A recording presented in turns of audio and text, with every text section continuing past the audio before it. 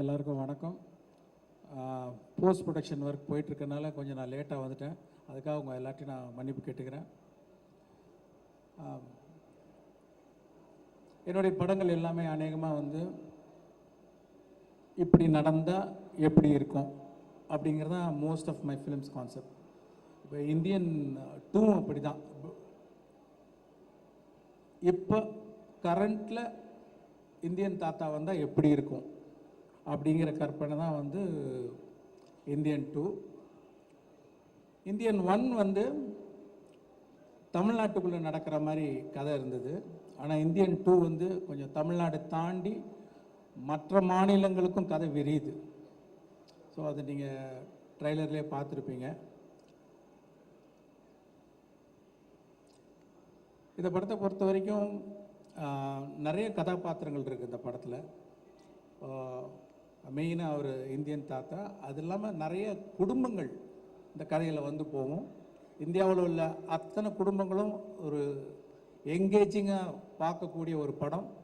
படம் முடியும் போது ஒவ்வொருத்தரையும் இந்த படம் கொஞ்சம் யோசிக்க வைக்கும் நான் நம்புகிறேன். இந்த படத்தை வந்து இவ்வளோ சிறப்பாக வர்றதுக்கு காரணம் வந்து முதல் காரணம் கமல் சார் தான். ஏன்னா பல தடவை சொன்ன மாதிரி வந்து பார்ட் 1ல் கூட நாங்கள் 40 நாள் தான் வந்து அவருக்கு அந்த மேக்கப் போட்டோம், அந்த ப்ராஸ்தட்டிக்ஸ் மேக்கப்பு. இந்த படத்தில் வந்து 70 நாள் போட்டிருக்காங்க. அது சாதாரண விஷயம் இல்லை. டெய்லி பொறுமையாக வந்து 3 hours உட்காந்து மேக்கப் போடணும். அந்த மேக்கப்பில் சரியாக சாப்பிட முடியாது, ஸ்ட்ரா வச்சு தான், லிக்விடாக தான் சாப்பிட முடியும்.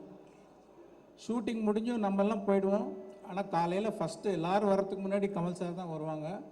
ஷூட்டிங் முடிஞ்சு நம்ம எல்லோரும் போயிடுவோம், கடைசியாக அவர் தான் போவார். ஏன்னா ஷூட்டிங் முடிஞ்சாலும் அதை கலைக்கிறதுக்கு வந்து 1 மணி நேரம் ஆகும். ஃபஸ்ட்டு பார்ட் 1 ஷூட் பண்ணும்போது நாள் வந்து கமல் சார் அந்த மேக்கப்பில் வந்து நிற்கும்போது ஒரு பயங்கர ஒரு சிலிர்ப்பு ஒன்று உண்டாச்சு.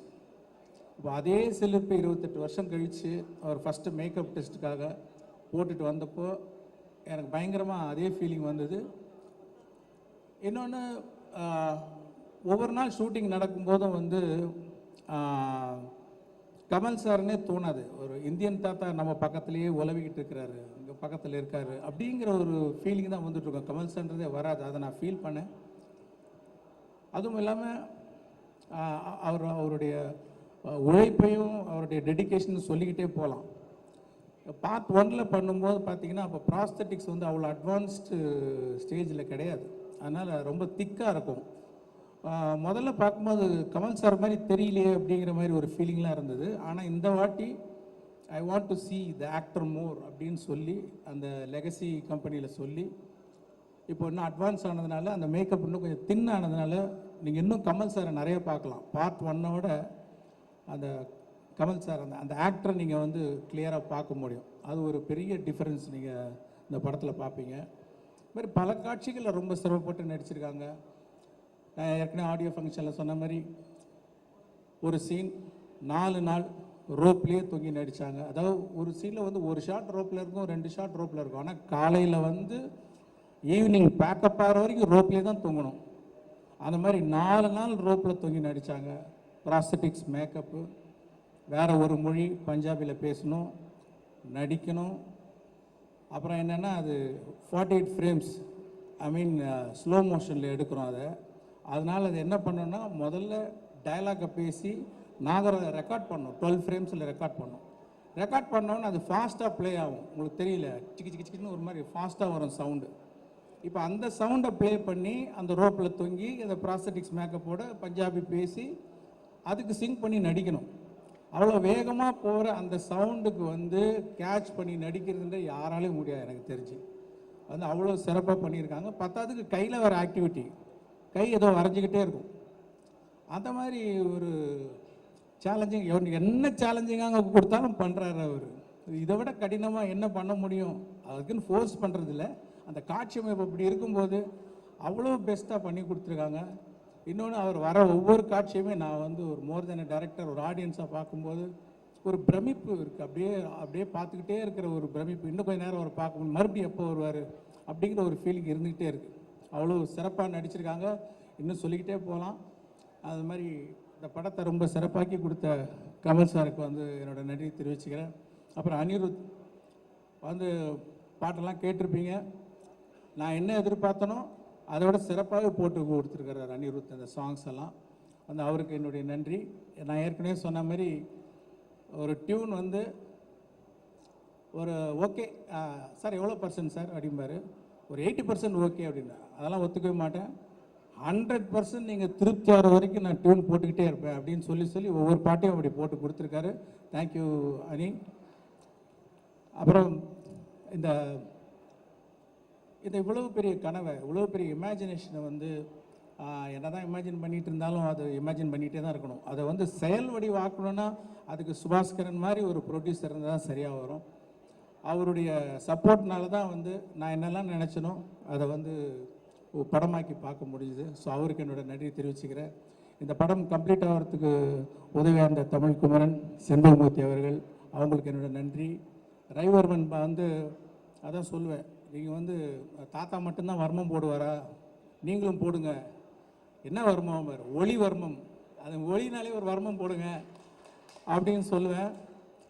உடனே புரிஞ்சுக்கிட்டு ஏதோ ஒன்று ஒரு மேஜிக் ஒன்று பண்ணுறாரு. பண்ணி முடிச்சுட்டு வந்து நிற்பார். என்ன சார் அந்த ஒளிவர்மம் வந்துருச்சா? இல்லைங்க, இது ஒளிவர்மம் இல்லை, இது ரவிவர்மம் அப்படின்னு நான் சொல்லுவேன். அவ்வளோ சிறப்பாக வந்து ஒளிப்பதிவு செஞ்சுருக்காரு. அப்புறம் நடிகர்கள் வந்து சித்தார்த்,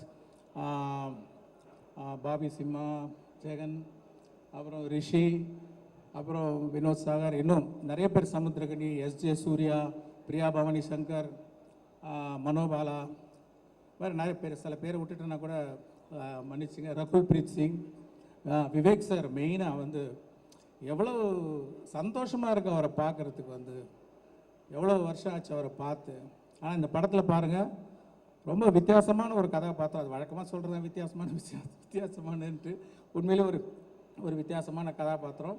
அவரோட டைமிங், அவரோட ரியாக்ஷன் எல்லாமே வேறு மாதிரி பண்ணியிருக்காரு. அவர் வரும்போதெல்லாம் அவ்வளோ சந்தோஷமாக இருக்குது பார்க்குறதுக்கு. அந்த சந்தோஷம் கண்டிப்பாக வந்து அவருடைய ரசிகர்களுக்கு மட்டும் இல்லை, எல்லா ஆடியன்ஸுக்குமே வந்து ஒரு சந்தோஷமாக இருக்கும். இன்னும் வேறு யாராவது நடிகர்கள் பேரை சொல்ல விட்டுருந்தேன்னா மன்னிச்சிங்க. அதே மாதிரி டெக்னீஷியன்ஸ், இந்த குணால் ராஜன், ஃபஸ்ட் டைம் அவரோட ஒர்க் பண்ணுறேன். வந்து இழைக்கிறாரு சவுண்டு. அதாவது ஒரு சின்ன பார்த்தீங்கன்னா இந்த ட்ரைலரில் நிறைய ஷார்ட்ஸ், நிறைய டீட்டெயில்ஸ், அத்தனைக்கும் சத்தம் கேட்கணும். ஏன்னா இந்த பக்கம் மியூசிக் போயிட்டுருக்கு, இந்த பக்கம் டயலாக் போயிட்டுருக்கு, இந்த பக்கம் எஃபெக்ட்ஸ் போயிட்டுருக்கு. இதில் எதுவுமே மிஸ் ஆகாமல் எல்லா சவுண்டும் கேட்க வைக்கிற ஒரு நல்ல மேஜிக்கை பண்ணியிருக்காரு குணால். அவருக்கு என்னுடைய நன்றி. இந்த படத்துக்காக உழைச்ச அத்தனை பேருக்கும் என்னுடைய நன்றி நான் தெரிவிச்சுக்கிறேன். அதே மாதிரி பார்ட் 1 நீங்கள் வந்து சப்போர்ட் பண்ணி அதை வந்து ஒரு பெரிய வெற்றி ஆக்குனீங்க. அதே மாதிரி இந்த படத்தை நீங்கள்லாம் சப்போர்ட் பண்ணி பெரிய வெற்றி ஆக்கணும் உங்கள்கிட்ட நான் தாழ்மையாக கேட்டுக்கிறேன். நன்றி, வணக்கம்.